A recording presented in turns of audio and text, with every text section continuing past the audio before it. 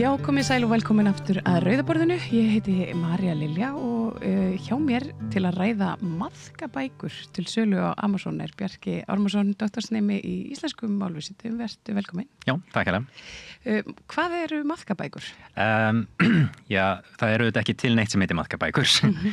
En fyrir svona rúmu ári þá sendi félagi minn mér skilaboð og sagði, heyrðu, hættu öllu sem þú ert að gera akkurat núna og prófa að googla maðkabók.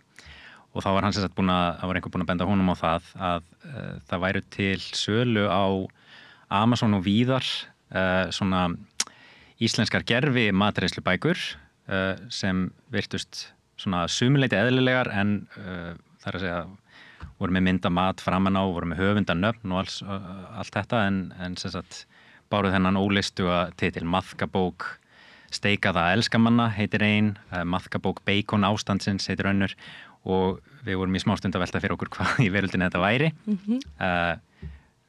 Ein tilgáta var að þetta væri færiska sem við vitum ekki nógu mikið en það var fljótlega afskrifað.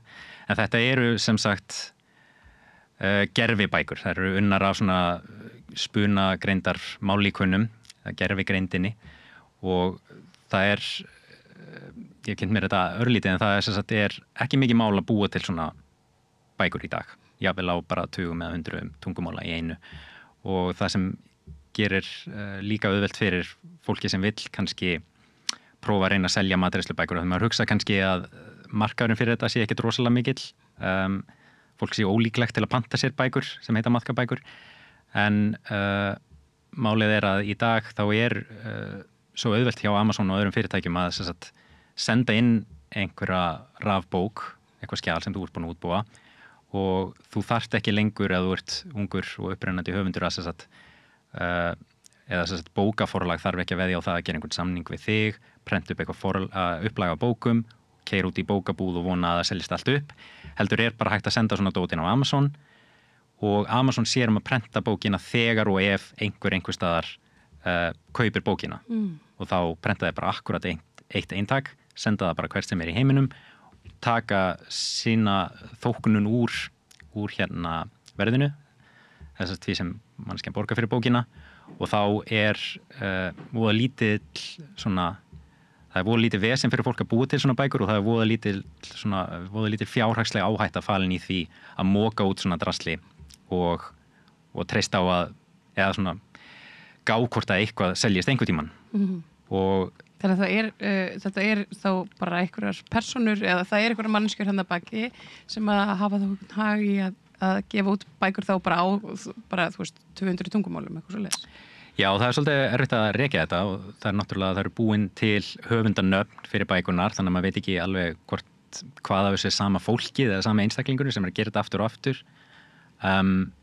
Það eru einhverjar kvöður á því hjá til dæmis Amazon að þú mátt ekki gefa út, senda inn fleiri en 3 bækur á dag lengur þannig að það er svona eitthvað þakka á þessu en já, það er erfitt að rekja þetta aftur til einhvers uppruna og einmitt, maður veit í raun ekki fyrir víst hvort að það gæti verið að þessar bækur séu vélþýddar út frá einhverju upprunalegri útgáfu, kannski hafa einhvern tíma verið til alvöru bók sem hafi svo verið vélþýdd á 100 tungumál og senda út mér þykir reyndar líklegra að þetta sé bara gert frá grunni vegna þess að það er hægt í dag og þá þarf maður ekki að spá í það að einhver upprunalegur höfundur rekist á þetta og fari í mál við þig og þú þarft hérna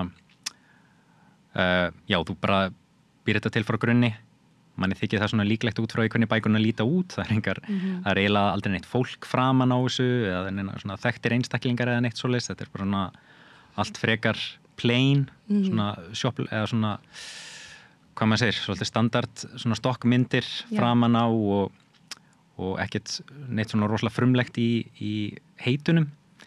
Þannig að manni dettur frekar í huga að þetta sé búið til frá grunni og já, ég veit ekki nákvæmlega hvaða fólk er að gera þetta, hvort að fólk sé að gera þetta í gríni frekar heldur en að það sjáu fyrir sig að sé að fara að græða einhver pening á þessu bulli. Sjálfsagt er enginn sem heldur að hann sé að gera einhverjum gott með þessu það er náttúrulega mjög líklegt að fólki sem standi á bakvið til dæmis maðkabækurnar tala ekki íslensku og átti sig ekki á því hvað þetta er fáránlegt á íslensku það hafi kannski gert þetta á fjölmörgum tungumálum í einu en fólk hlýtur samt að átta sig á því að þó að það sé hægt að gera allan fjanda með þessum líkunum í dag og margt virkir rosalega vel, þá eru þetta það er svolítið valt að treysta á kannski heila matreiðslubók sem er búin til með svona líkani. Ég sé lítið ekki dýran í kefti en það er hægt að finna sögur á til dæmis Reddit það sem var fjölskylda eða einhver sett inn innlegg og sagðist að leita að lögfræði aðstoð fyrir fjölskylduna sína í Bretlandi af því að þau hefðu keypt sér matreiðslubók á netinu. Það hefði ekkert verið tekið fram það að þessi bók væri ómanngerð, að það væri ekki alveg mannski sem hefði skrifað hana og þau hefði ekki átt að segja á því fyrir en eftir á og þau hefðu öll orðið veik, alvarlega veik af því að það voru einhverjir sveppir sem voru ekki nægilega vel matreitir eða eitthvað svoleiðis sem voru bara hálfeitraðir. Þannig að þetta er svona kannski ýkt en fólk hlýtur að átta sig á því að það er að nota tæknina í eitthvað svona lagað að þetta geti gerst og í besta falli það er kannski ólíklegt að maður fá eitthvað rosalega góðar uppskriftir út úr þessu. Fyrir það að kannski þörfin á þessu er ekki beint í staði, menn það eru til matreiðslubækur þannig að ég held ekki að neinn standi þeirri trú að þeir sé að gera neinum öðrum greiða með þessu en eins og ég segi, ég veit ekki hverjir þetta eru.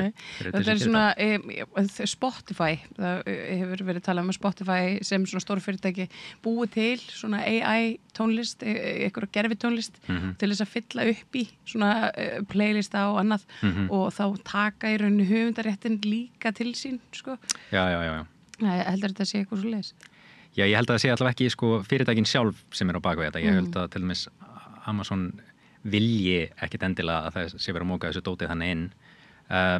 Með höfundarétt, já, ég meina fólk, mér þykir líklegast að skýringin bara vera svo að fólk sér haga á borðið hana að mögulega græða eitthvað einhver tíman ef maður hendir út nógu mörgum netum, nógu miklu af svona dóti og að eitthvað seljist einhver tíman að þá er maður mögulega búin að vinna sér einhvern pínu pening fyrir ekki mikið umstang og ekki mikla vinnu.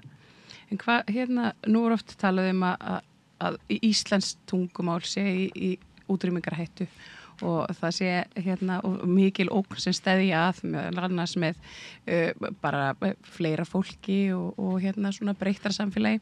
Er gervigreindin eitthvað svona sem við ættum að kannski hafa bak veirað í þessum önum? Sko, já, tvímælalaust. Það er til fólk sem er að vinna með að nýta svona líkon í íslensku kennslu fyrir útlendinga og búa til íslensk námsefni fyrir íslenska skóla og það er haugur af mjög hæfileikaríku og kláru fólki á Íslandi sem er að vinna að allskins sko máltækni lausnum fyrir íslensku og að reyna að tryggja að til dæmis þýðingavélar séu góðar, að gagnasöfn á íslensku séu góð, að það sé til allskins góðu búnaður til að búa til svona sjálfvirkni eitthvað á íslensku en það er alveg tvímælalaust að það eru hættur í þessu líka. Þetta náttúrulega það er mjög auðvelt að móka inn gervi texta og gervi íslensku og ég held að þessar maðkabækur eru náttúrulega bara eitt fyndið dæmi sem maður rekst á en ég held að það er ábyggilega allir einhvern tímann rekist á eitthvað svona efni. Þetta gerir fólki erfitt fyrir í allskins textavinnslu til dæmis hvaða er orðið mikið af svona gerfi vélþýtu eða gerfi efni unnu frá grunni á netinu.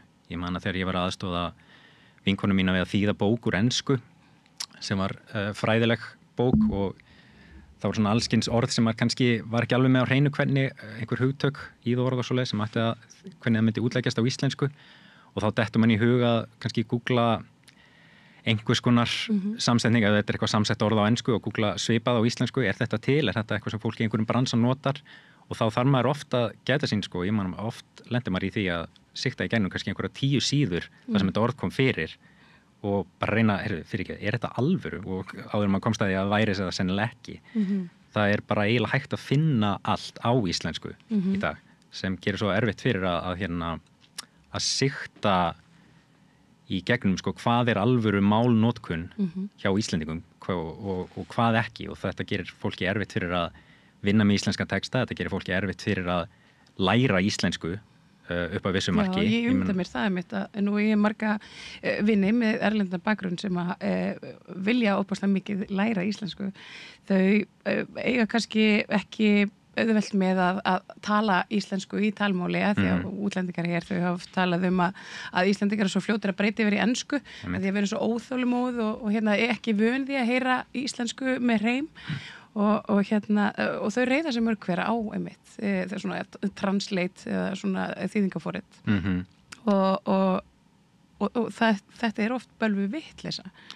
Þetta er það oft og fólk hefur kannski, þegar þetta er orðið ákveðið gott, þá meira þess að fólk sem kannski búið að læra íslensku svolítið lengi hefur kannski ekki alveg sömu máltilfinninguna samt til að meta hvað sé mjög einkennilegt og hvað ekki.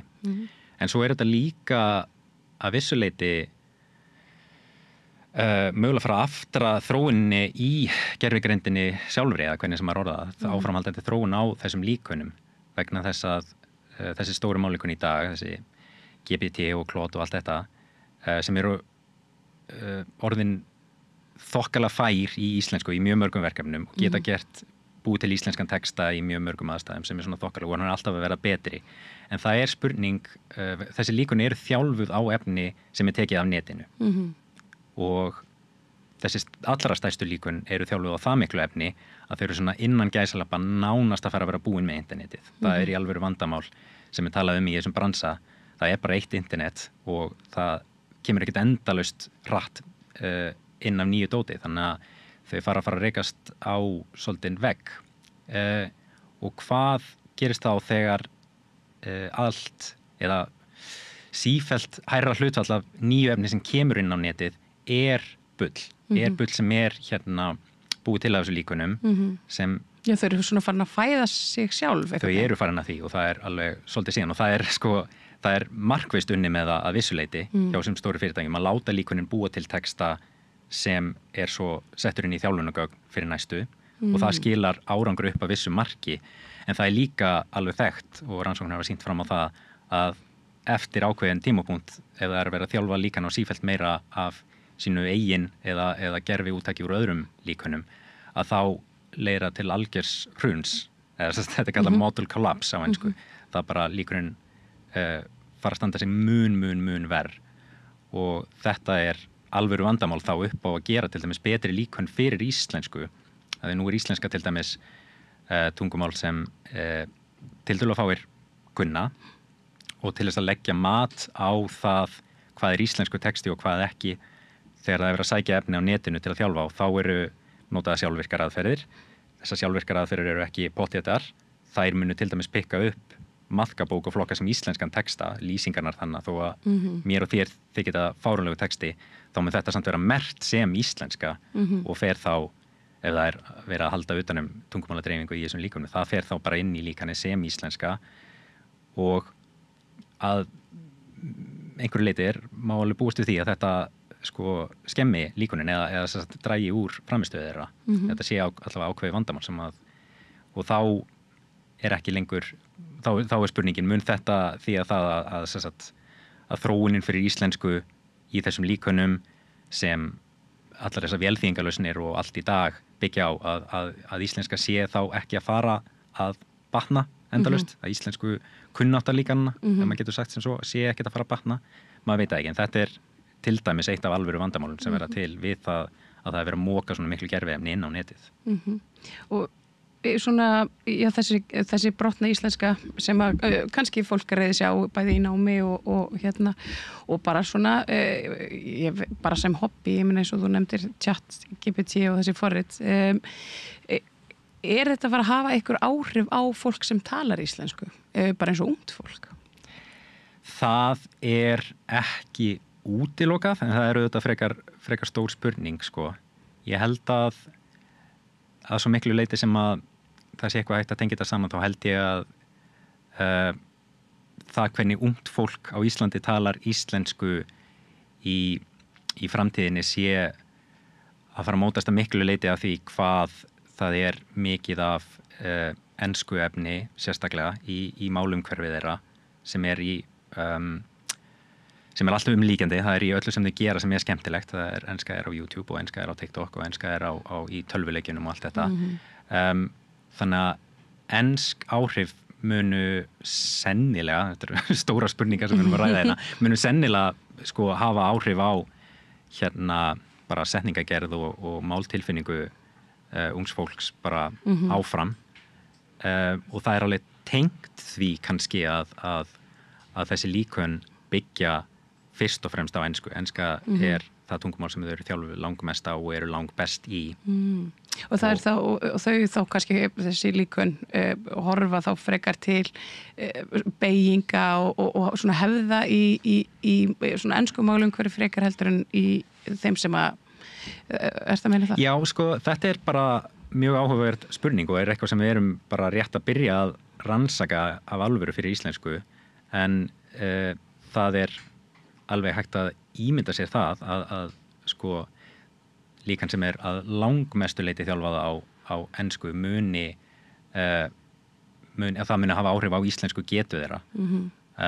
Við erum búin að vera hjá Árnastofnun og HÍ að kanna svolítið eins og við getum íslensku hæfni þessara stærstu bestu líkana í dag og maður finnur allskins þó að sjálfsagt hafi hlustendur til dæmis reykja sig eða prófað sig áfram með þessi líkön, prófað sig áfram með ChatGPT og hugsa, já, þetta nú þokkalega íslenska. Já, þetta alveg ágætt. Allavega, þegar maður sér þetta svona heildarmyndina, þá eru allskins atriði sem skila sér í raun rosalega illa í íslenskri málfræði, virðist vera. Bestu líkönin sem við prófum hafa enga tilfinningu, ef maður getur kallað þetta tilfinningu, fyrir því til dæmis hvernig lýsingarorð sambeyjast innan nafnliðar. Við vorum að skoða dæmið þessum með setningum eins og til dæmis og tekur íslenskar setningar eins og María skemmtilegur þáttastjórnandi, þá myndu Íslendingar alltaf hafa skemmtilegur í karlkyni og því þáttastjórnandi það, þrátt fyrir að María sé í kvenkyni, sem kvenmannsnafn.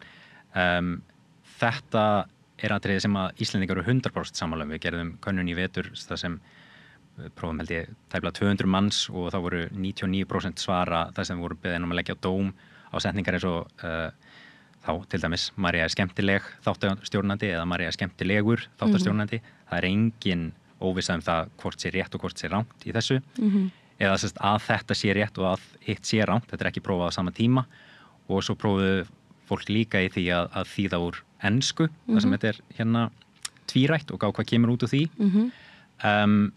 Þetta eins og ég segi, þetta 99% hjá íslenskum málhöfum. Þetta í kringum 50% hjá bestu líkönunum sem eru til í dag fyrir íslensku. Eða vissulega þau sem við prófum þetta í haust. Þannig að þau hafa komið út önnur síðan. Þannig að jável, við höfum prófað svipað hluti með bara orðmyndun og með fallstjórn og alls konar.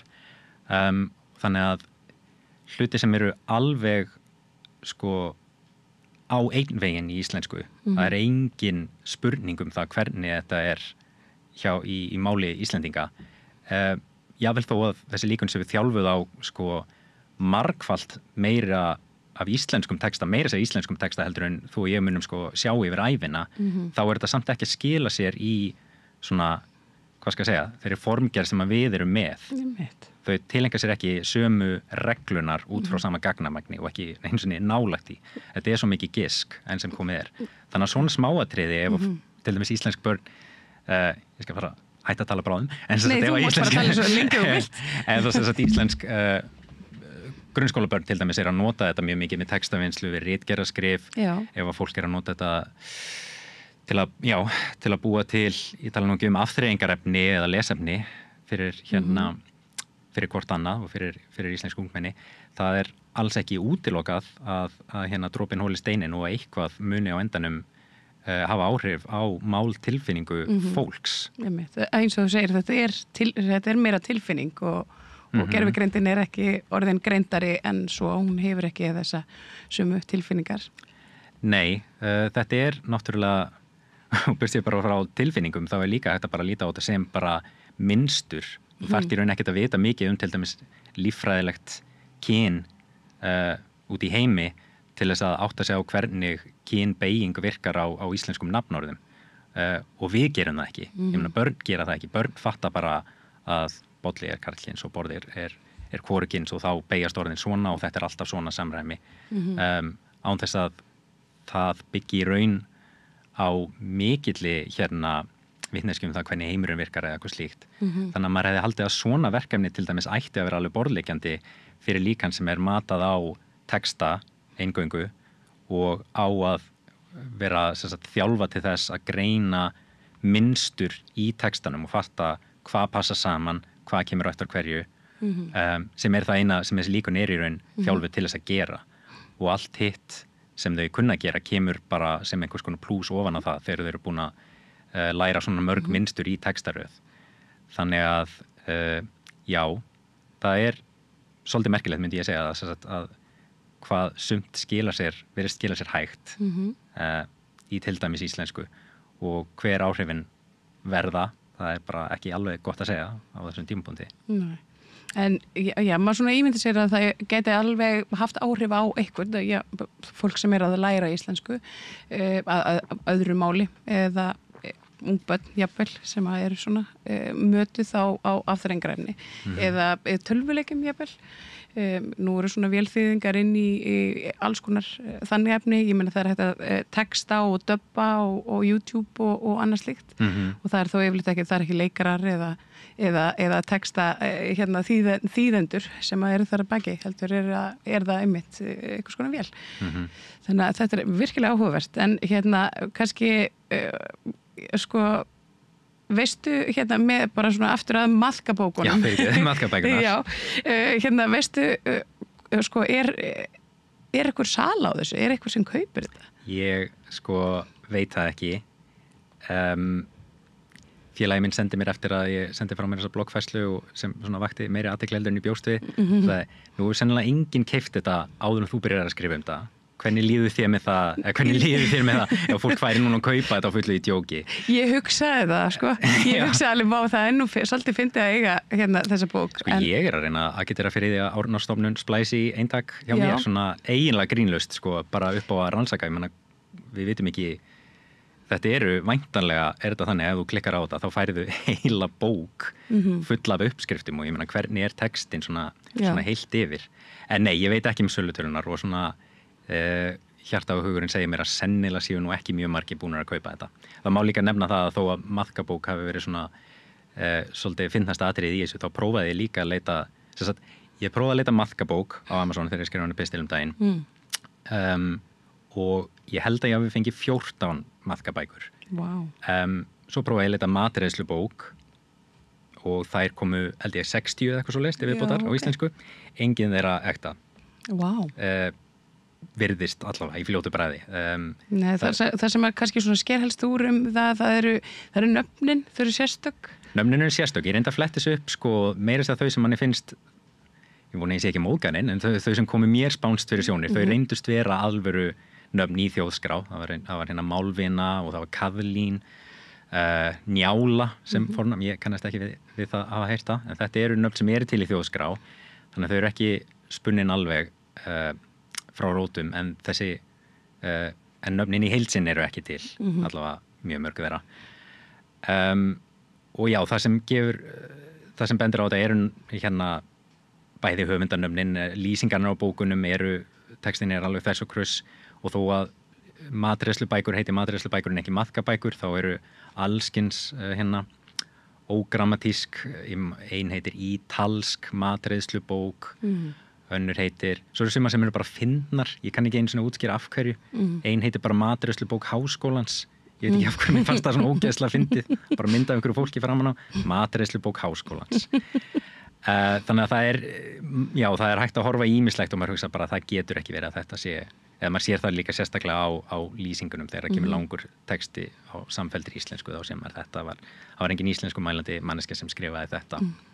Þannig að ég fann ekki dæmi meina einustu ekta íslensku matreiðslubók á Amazon, kannski á maður að leita að einhver öðru, kannski það ekki mertar, kannski heita það ekki matreiðslubók sérstaklega, þetta heita eitthvað sniðugt, en það allavega, það til rosa mikið af þessu efni og þó að maðkabók sé svona að finnast það í þessu, þá eru sumar sem eru svona næð því að virðast eðlilegar en eru það samt ekki. Þannig að hvort að fólk sé að klikka á þetta óvart eða á þess að hafa kynnt sér þetta nógu vel, veit ég ekki. En það hlýtur að vera einhver eftirspurn fyrst að það þarna, eða þú veist, eða þetta svona eins og gerfibækur í hillu, eða eitthvað svona þú veist já, það er svona, þetta er áhugavert. Veistu til þess að því að við erum bara svona að tala almennt um íslenska tungu og hérna svona það er hættur sem að getur mögulega stæðið að íslenska tungu í framtíðinni. Veistu til þess að það sé einhver vinna eins og í bara mennta- og menningarmálaráðuneytinu eða yfirvöld séu einhvern veginn að svona standa í lappirnar gegn þessari þróun? Gegn maðkabókunum? Gegn maðkabókunum eða bara almennt bara svona í málvernd? Ég er ekki rétti aðilinn til að spyrja út í það. Ég veit að innan allavega það sem snýr á okkur hjá Árnastofnun og háskólanum hefur verið einmitt, það er mjög mikill áhugi hjá stjórnvöldum, bæði nýju ríkisstjórnum myndi segja og fráfarandi að, hvað skal segja, að efla tæknilausnir fyrir íslensku, að reyna að tryggja þetta stafræna líf íslenskunar áfram, en það er líka, hvað skal ég segja, það er rosa mikill áhugi á þessum gervigreinda lausnum og þessum málíkanna lausnum, og ég kann nú ekki að fara alveg með það, en það er til dæmis í fréttum daginn verið að gera samning að mennta hvað það heitir, Menntamálastofnun, þetta er í kringu það. Já, náms eitthvað, gagnastofnun, hérna einu sinni fyrir 100 árum. Já, einmitt, það var skýningagna, ég er ekki rétt maður til að spyrja út í þetta. En það er verið að gera samninga við fólk til þess að skoða möguleikan á því að nýta þetta til gerðar kennsluefnis og til þess að hjálpa kennurum að gera námsáætlanir og svoleiðis. Þannig að nálgunin sýnist mér einmitt ekki vera að standa í lappirnar gagnvart þessu innan gæsalappa, heldur frekar svo að hugsa, já, þetta er greinilega komið til að vera, snýst að læra inn á þetta, snýst að bæta þetta, að fræða fólk betur hvernig á að nota þetta, frekar heldur en að reyna að loka á svona flóðið á, en það væri það ekkert sem íslenski yfirvöld getu yfirhöfu gert, held ég. Það er mjög erfitt. Sæstrengin bara. Nákvæmlega. Það myndi skila einhverju. Já. En sem sagt, bæði hvað var það, ég meina, Íslendingar ráða því ekkert hverju Spotify mókar inn á af gervitónlist og kallar íslenska tónlist, og þau ráða því ekkert hvað Amazon setur inn á og merkir ekki sem tilbúnar bækur. Þannig að vissuleiti er þetta skiljanlegt. Persónulega finnst mér oft vera slá svolítið af kröfum þegar það er verið að útvista, hvað skal ég segja, útvista einhverjum verkefnum til mállíkana, eða segja, já, við ætlum að nota mállíkun til þess að gera þetta, en það kann að vera að það sé bara röng nálgun hjá mér. Það eru þetta, fólk gerir mistök líka og allt það, en þegar maður hugsar allavega fyrir mig sem ég ver nánast hverjum einasta degi í það að skoða ruglið í þessum líkunum á íslensku, þá svona finnst mér ofta eins og það sé vera eins og við séum bara ekki komin á þann stað og verðum kannski ekki nokkuð tíman komin á þann stað að það sé hægt að treysta þessu fyrir mikilli textavinnslu á íslensku, til dæmis fyrir gerð námsefnis eða eitthvað svoleiðis. Og hvað þá þegar fólk er að tala að nýta þetta í einhver alvöru þjónustu, ég held að sé vera að skoða það að nýta að byggja upp einhvers konar líkan eða einhvers konar spurningasvörunarkerfi í kringum heilsuveru til dæmis, sem væri þá held ég bara eftir lokun, það er að segja á nóttina eða eitthvað svoleiðis, sem mér bara finnst ekki forsvaranlegt. Mér finnst verið of augljóst að þessi verið að slá af kröfum til bæði náttúrulega íslensku getu, en líka bara að þessi líkun er ekki færum að svara öllu, það er ekkert sem heitir rétt og rangt í þessum líkunum. Þau eru líklegri en ekki til þess að taka undir það sem maður segir. Þetta var rosa mikið vandamál í síðustu viku sérstaklega. OpenAI þurfti að biðjast afsökunar á því hvað nýjasta uppfærslan var sem sagt smeðjuleg, eða ég veit ekki hvernig maður orðaði þetta, kallað þetta sycophancy problem. Einmitt, það var einhver kallað þetta cringe, ég var alltaf svo cringe. Já, það var tengt því, sko, það var að fara að nota mjög mikið af brosköllum og slangri og eitthvað svoleiðis. Þetta er einhvers konar afleiðing, einhverja nálgunar til þess að gera þetta, held ég, mannlegri, eða svona þægilega að tala við, þannig að líði frekar eins og maður sé að spjalla við mannesku. Þetta hefur auðvitað bara önnur vandamál í för með sér. Líkunin eiga ekki að taka undir og styðja allt sem er sagt við þau, kannski ekki sérstaklega hjá fólki sem leita sér aðstofar á heilsuveru utan opnunatíma. Það er líka bara, ég held að fólk átti sig ekki almennilega á því hversu óstöðug framistæðan hversu lítið það hægt að treysta á það sem kemur út úr þessu alla jafna. Ég veit að 9 af hverjum 10 skiptum, eða kannski ekki einu sinni það, þá hittir þetta í mark fyrir það einfalda dót sem maður að nota þetta í og kannski átta Íslendingar sig almennt á því hverjar takmarkanirnar eru á þessu og veit að það á ekki að kókleipa við öllu. En ég held samt að fólk hafi ekki alveg mikla svona þekkingu á því hvað þessi líkön gera. Þau að spá fyrir textarunur. Það ekkert meira innbyggt inn í þau. Það engin breyta sem heitir satt og breyta sem heitir rétt. Þau eru ekki fær að segja hvað þau vita sjálf. Það að segja ef þú myndir biðja mig eitthvað húsráð og segja, Bjarki, hvernig gerum við þetta? Þá myndir þú sennilega heyra það á mér hvort ég myndi segja, sko, já, ég veit það ekki, þú getur prófað að nota matasóta í þetta eða eitthvað. Eða ef ég myndi segja, já, eplaedik og matasóti, það leysir þetta. Þá myndir þú kannski draga ályktanir út frá því hvernig ég segi eitthvað, hversu viss ég svarið sjálfur. Það ekki þannig með líkön, það ekkert samræmi og það eru fjöldin allar rannsóknum sem hafa sýnt fram á það. Það ekkert samræmi milli þess hversu viss þau hljóma eitthvað sem þau eru að segja og það hversu til dæmis hversu há líkindin eru fyrir það sem þau eru að segja, textabútana sem þau eru að púsla saman. Það ekki þannig að því líklegra sem svarið að vera rétt, því betur komið það fram í textasvarinu. Það bara engin. Fólk það líka átt að segja á því að þau eru sko líkindi skipta svo ofboðslega miklu máli með þessi líkun það upp að svo miklu marki að sem að kallið mig hitt í Bandaríkjunum daginn, hann sem sagt var með mjög áhugaverðar rannsóknir árið þar sem að vera að prófa allskyns líkun á allskynsverkefnum sem þau standa sig heilt yfir þokkalega í, en þar sem að vera að prófa hversu miklu máli skipti það hversu líklegt svarið það að segja ef að þú biður ChatGPT eða eitthvað líkan það að leysa dulmál. Það sem þú búin að taka einhverja setningu og þú segir, sem ekkert læsileg, þetta bara stafa rugl og þú segir, leystu þetta dulmál með því að taka hvern einasta staf í rauninni og færa aftur í stafrófinu 13 bókstafi. Þá þarfst að hugsa, ok, aftur og bak telja þetta og það virkar rosalega vel. Þau eru rosalega góð í þessu verkefni. Svo tekur þú sama verkefnið, nema þú segir færðu 12 stafi aftur. Þá gengur miklu, miklu verð. Það rosalega munur á framistöðinni. Og þetta vegna þess virðist vera að það bara miklu, miklu, miklu algengara að fólk noti hérna aðferðina. Þetta 13 bókstafir aftur og bak eitthvað sem til á netinu. Já. Þetta notað þegar þú ert að ræða einhverja tölvuleiki eða sjónvarpsþætti og þú vilt ekki hafa spoilera, þá getur þú dulbúið þetta svona og fólk notar yfirleitt 13 algengara, það virkar betur, sama prinsip, það ekki hægt að ætlast til þess að líkunin yfirfæri þetta vel. Þetta þau eru svona vita ekkert sjálf. Vita ekkert sjálf, það svolítið það og sagt, þau eru þjálfuð til að leysa ákveðu verkefni sem að spá fyrir næsta textabút í einhverju runu og líkindin eru reiknuð út frá því sem hefur komið á áður. María góð, þá tekur þú inn líkindin sem allir textabútinni þeirri runu hafa pluss svo hvað líklegt í þjálfunargögnum sem þú hefur að komi næst á eftir.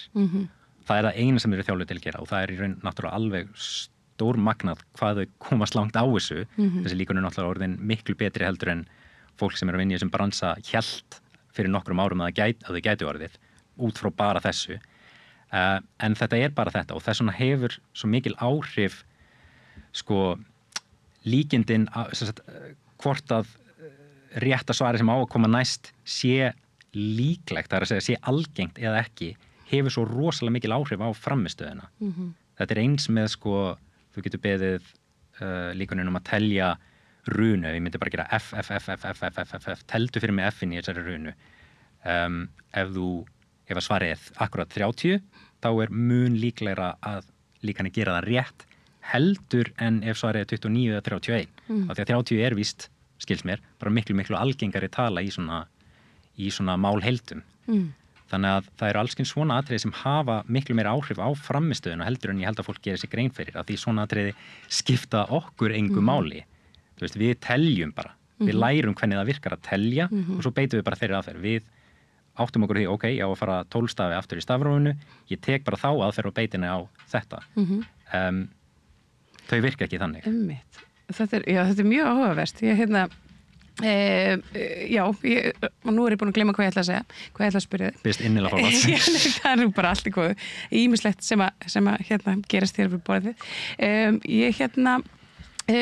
Svona kannski að lokum að því að þú segir einmitt að þetta sé þú veist, þær vita í rauninni ekkert sjálfar og það er vinna bara á upplýsingum sem er á netinu og svona eigum við eitthvað séns, ég meina á íslenskan eitthvað séns á að vera góð að því að við erum svo fá sem tölum hana og ég meina þó við eigum auðvitað óbúslega mikið af bókmyndum þá er það kannski svona takmarkaðar í öllu textasamhengi veraldar Þetta er auðvitað bara allt relatíft, ég meina á íslenskan einhvern séns á að vera góð, margir myndu segja hún sé það nú þegar, hún sé bara rosalega góð í máltækni.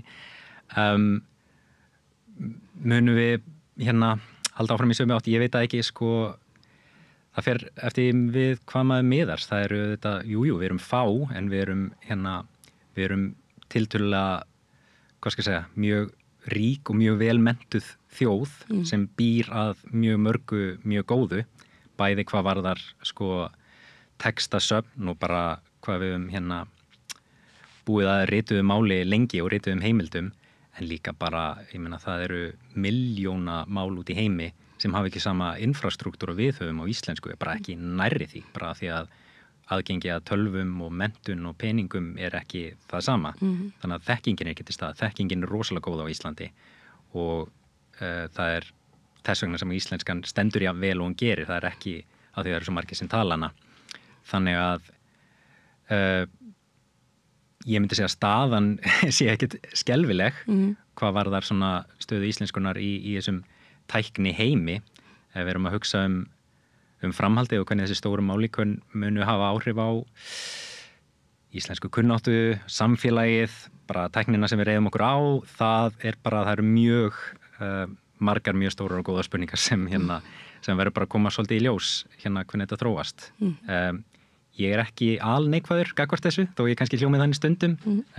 Þetta er mögnuð tækni og það er hægt að hafa áhyggjur af henni og tuða yfir henni og svo kannski gleyma því hvað hún hjálpar sumu fólki rosalega mikið.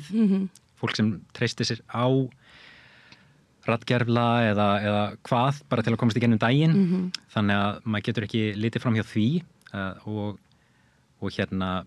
áhrifin eru líka góð en það verður að bara koma í ljós hvernig svona heildaráhrifin verða og þar held ég að skipti bara mjög miklu máli að fólk bara átti sig á því til hvers þessi tækni er nýtt og til hvers hún er kannski ekkert sérstaklega vel nýtt. Ekki nota hana til að skrifa matvörueyðslubækur.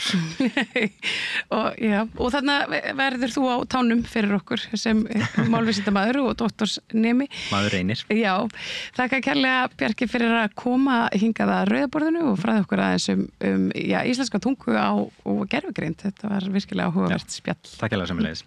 Og á þeim nótum skulum við setja punkt í þátt í kvöldsins. Ég þakka ykkur sem áhlýddu og sátuð og horfðuð á okkar góða fólk ræða málin og takast á við málefni líðandi stundar. Þakka ykkur kærlega fyrir samfélgina í kvöld og góða nótt. Segðu það á Samstöðinni. Samstöðin er í eigu hlustenda, áhorfenda og lesenda. Sláist í hópinn og gerist áskrifendur.